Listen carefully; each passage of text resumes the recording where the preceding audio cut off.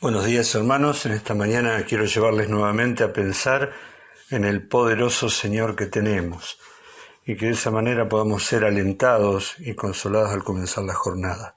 Una de las verdades más alentadoras y consoladoras es pensar en nuestro poderoso Señor. Ya vimos en ocasiones anteriores que Él es poderoso para guardar nuestro depósito para aquel día. Pablo decía, yo sé a quién he creído. En esa confesión encontramos el secreto de su vida triunfante. También consideramos que es poderoso para socorrer a los que son tentados, porque Él se hizo hombre y se identificó con nosotros y con nuestra naturaleza de tal manera que fue tentado en todo como nosotros, pero sin pecado. Él es poderoso, por lo tanto, para socorrernos a los que somos tentados y darnos juntamente con la tentación la salida. Por último, vimos que Él es poderoso para salvar a todo aquel que por medio de Él se acerca a Dios. Nuestra vida está segura, nuestra alma está tranquila, porque nuestro sumo sacerdote vive siempre intercediendo por nosotros.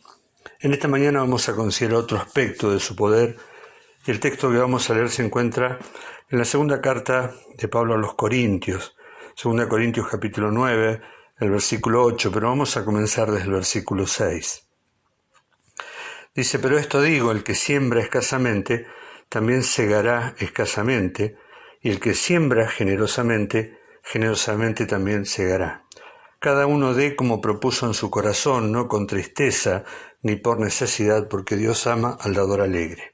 Y aquí está el versículo que quiero que consideremos. Y dice, y poderoso es Dios para hacer que abunde en vosotros toda gracia, a fin de que teniendo siempre en todas las cosas más que suficiente, abundéis para toda buena obra, como está escrito, repartió, dio a los pobres, su justicia permanece para siempre. El título es Poderoso para producir toda gracia. Él es poderoso, Dios es poderoso, es el creador de todas las cosas, pero también es el sustentador del universo. Los planetas no chocan entre sí, las estaciones se repiten en un ciclo estable, la vida se renueva permanentemente y los ciclos naturales se suceden unos a otros sin interrupción.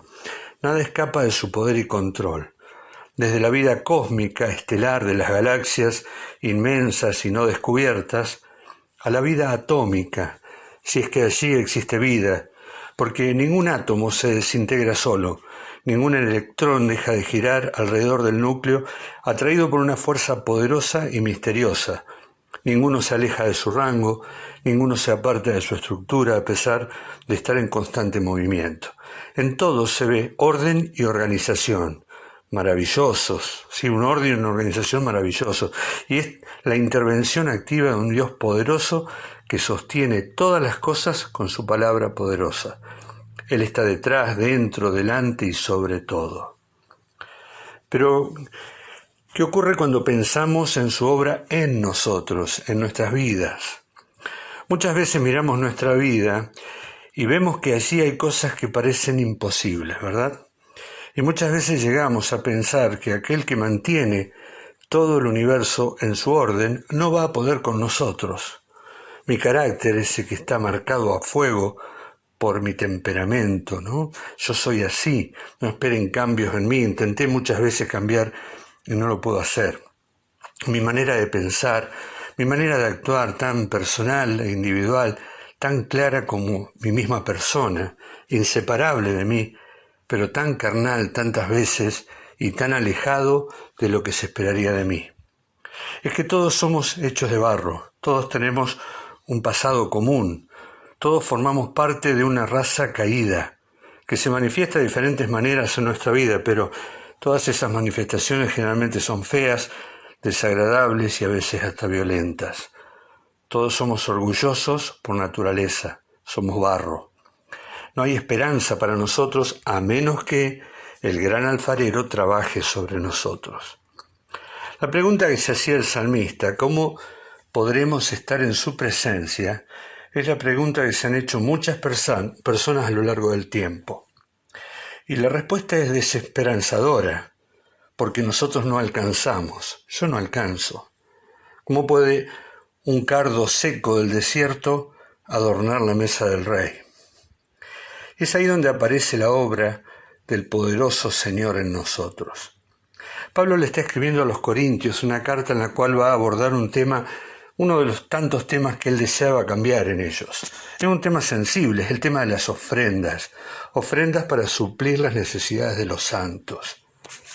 Los hermanos de Jerusalén estaban pasando por grandes necesidades y penurias, y allí se concentraba la gran persecución a los hermanos judíos. Eran perseguidos y maltratados por la organización religiosa judaica. Eran perseguidos, desheredados, excomulgados del templo, aborrecidos por la misma familia, tratados como traidores, parias, abandonados por la sociedad. Los corintios eran gentiles, habían sido beneficiados por los judíos en que el evangelio había llegado a ellos. Y la persecución romana todavía no había iniciado, y la posición económica de los hermanos que estaban en Europa seguramente no era holgada, pero era muy diferente a lo de los hermanos judíos de Jerusalén. Por lo tanto, Pablo les anima a que hagan un donativo, y en esta carta nos deja a todos preciosas enseñanzas con respecto a la ofrenda que debemos dedicar y sacrificar cada uno de nosotros como parte de nuestra devoción a Dios. Ahora, ¿cómo se puede esperar algo de una persona egoísta? ¿Cómo puede ser que una persona egoísta, naturalmente, sea capaz de sentir la necesidad de otros y movilizarse ante las penurias de los demás? ¿Cómo compartimos algo si no sentimos la necesidad de hacerlo? Porque debemos reconocer que todos por naturaleza somos egoístas y solo nos movilizamos cuando algo nos afecta a nosotros o a los más cercanos. Entonces Pablo habla de esto y le llama una obra de gracia. Dice que esto es una obra de gracia celestial. Ya en el capítulo 8, en el versículo 6 y 7, dice: de manera que exhortamos a Tito para que tal como comenzó antes, asimismo acabe también entre vosotros esta obra de gracia. Por tanto, como en todo abundáis en fe, en palabra, en ciencia, en toda solicitud y en vuestro amor para con nosotros, abundad también en esta gracia. No es natural sentir afecto hacia otras personas y desprenderse de sus bienes para ayudar a desconocidos. Es una obra de gracia que Dios produce en nosotros. Cuando Él entra a nuestra vida, no quita de nosotros la naturaleza caída, pero implanta en nosotros la nueva. La vieja ya fue crucificada y pronto dejará de molestar, pero aún sigue vigente en sus demandas hacia nosotros. Y si nosotros permitimos que la nueva crezca, necesariamente aquella otra irá menguando y desapareciendo. Ahora, Pablo es un habilidoso motivador. Es muy interesante observar de qué manera él va llevando a los corintios al lugar donde quiere que llegue. No se trata de manipularlos, sino que despierta en ellos la motivación. Y primero los confronta con la actitud de sus hermanos griegos de Macedonia. En Macedonia estaba Filipos, Tesalónica y Berea. Y en Acaya se encontraba Corinto y Atenas. Entonces los cela con la actitud, y si ustedes leen el capítulo 8 van a ver de qué manera allí en los versículos del 1 al 4 él habla de los hermanos del norte, habla de los hermanos de Macedonia. Y es como que los cela para que ellos no sean menos y no lo dejen a él mal parado, que se jugaba por ellos. Pero en segundo lugar les recuerda el ejemplo máximo del Señor Jesucristo en el versículo 9, que se hizo pobre por amor a cada uno de nosotros. Si hay algo que debería motivar a los creyentes a ser generosos y desprendidos ante la necesidad de los hermanos, era ese ejemplo supremo de desprendimiento voluntario, el del Señor Jesucristo. Luego les pega un pequeño tirón de orejas, les hace una breve reprensión diciéndoles: el año pasado ustedes habían comenzado esto, pero finalmente no lo llevaron a la práctica, y entonces ahora les dice que lo lleven a la práctica y no que se lo propongan. Y luego les recuerda una ley natural aplicada al reino de lo espiritual. Lo que leímos: si se siembra poco, se cosecha poco. Si se siembra mucho, se cosecha mucho.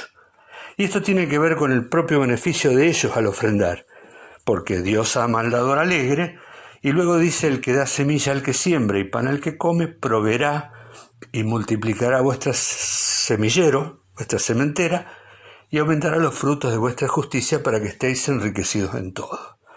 Ahora, pero más allá de todos estos argumentos, Pablo les deja muy en claro que esta obra que está haciendo es una obra que está haciendo Dios en ellos.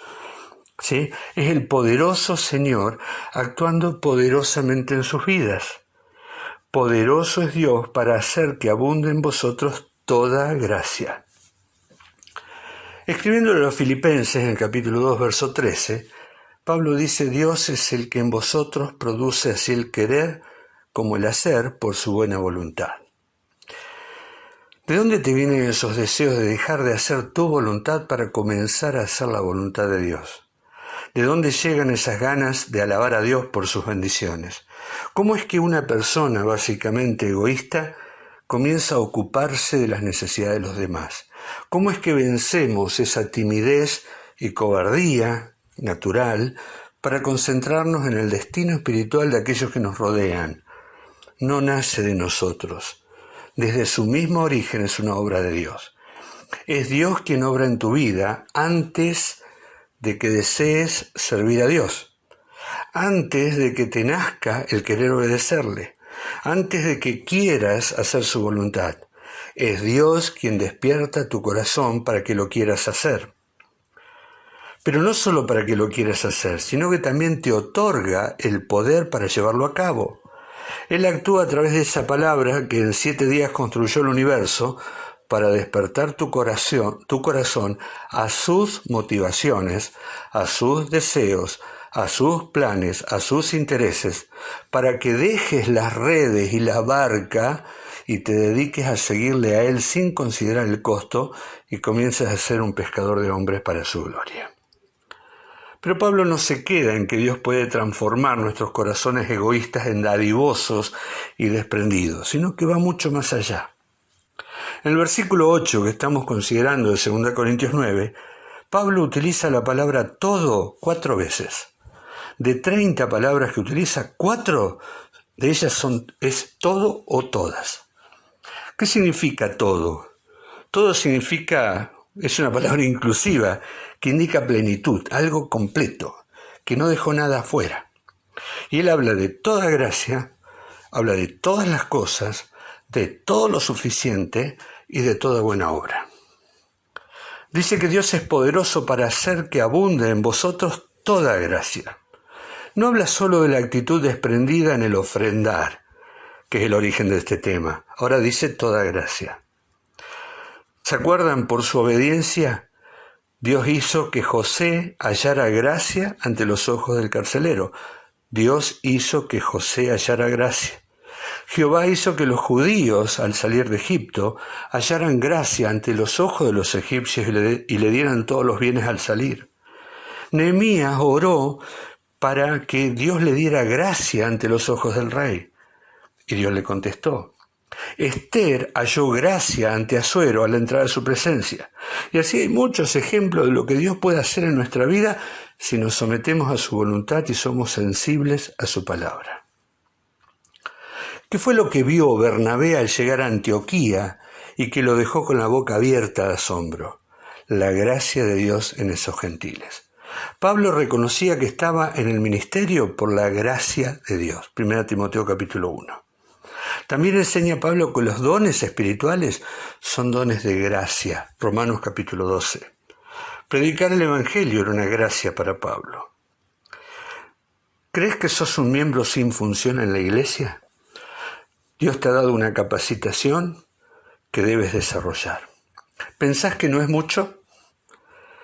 No importa lo que eres, importa lo que Dios puede hacer con vos. No se trata de nosotros, se trata de Dios. Dice allí toda gracia para que en todas las cosas tengamos todo lo suficiente. En todo lo suficiente. No dice todo lo que yo quiero, sino todo lo que yo preciso. Pablo oraba para ser curado de su enfermedad, pero Dios le dijo que todo lo que necesitaba era gracia. Por eso el Señor le dijo, bástate mi gracia, porque mi poder se perfecciona en la debilidad. Entonces cuando Pablo entiende eso, llega a reconsiderar su necesidad y deja de orar para que el Señor le quite la enfermedad y comienza a dar gracias por ello.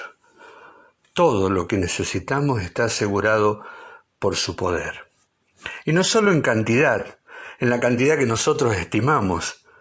Fíjense lo que dice Pablo en Efesios 3:20, aquel que es poderoso para hacer todas las cosas mucho más abundantemente de lo que pedimos o entendemos. Poderoso para hacer todas las cosas en nosotros en mayor cantidad y calidad aún de lo que nosotros podemos entender o pedir. ¿Hay algún límite a su poder actuando en nosotros? Querido hermano, querida hermana, ¿pensás que Dios ha dejado de obrar en vos? ¿Crees que Dios no puede hacer algo bueno con tu vida? ¿Crees que nada bueno ocurrirá con ella? No menosprecies su poder. Él es poderoso para producir toda gracia en tu vida. Lo que ocurre es que aún no ha terminado. El proceso continúa. Pablo diría algo que seguramente debería traer paz a nuestro corazón. Estoy persuadido que el que comenzó en vosotros la buena obra, la perfeccionará hasta el día de Jesucristo. ¿No son evidentes muchos cambios en tu vida? ¿No hay mucho progreso en tu vida de devoción? ¿Tu fe aún es pequeña? ¿No se observa todavía eso a lo que Pablo llama virtud cristiana? ¿Luchas con el dominio propio? ¿Todavía te cuesta pensar en el bien de los demás? ¿Tu obediencia aún no es perfecta? No te desanimes, porque Él es poderoso para producir toda gracia en tu vida. No desesperes, esfuérzate en la obediencia y deja que el Dios que controla el universo y a quien nada se le escapa, hará en ti una obra de gracia que será una gran demostración de su poder. Recuerda, no se trata de mí, no se trata de vos, es Dios quien lo hace. Deja que Él haga su obra en ti. Que el Señor nos bendiga.